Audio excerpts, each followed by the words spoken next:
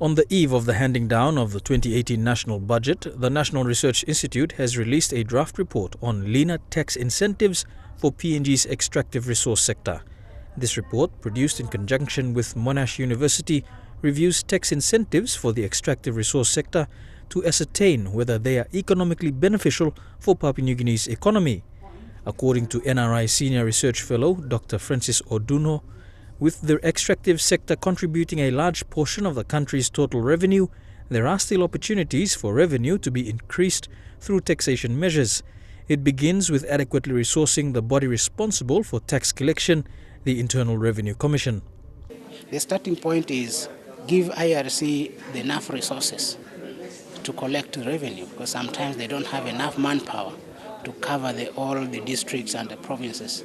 That's why some arguments here, I heard that some provinces, some companies don't pay taxes.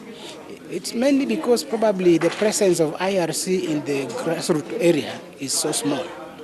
So if IRC is properly resourced, such that they can spread their wings all over, you see, so they have officers on the ground, maybe at the district level, to be able to monitor tax collections and resources.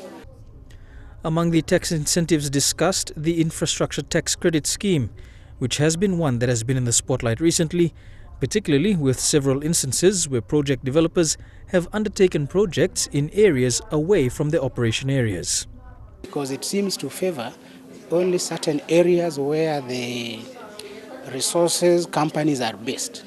So what happens to the rest of the country that are far away from the resource project areas? Which means the infrastructure doesn't spread far and wide to other places. If government was doing it, government would decide where to allocate the funds and where to build the resources. But because the role has been given to the companies, they only build within a certain radius, which doesn't serve the entire country.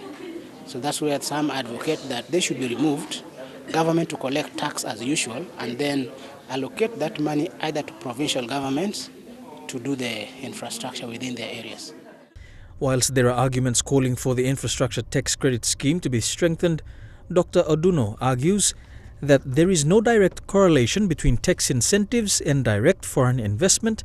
Therefore, the argument for removing tax incentives for the extractive industry is one that has to be taken seriously. We also need to start making corrections and doing what is right so that we get enough resources, use those resources to build infrastructure, and once there's infrastructure, that should be able to attract the companies to come and operate.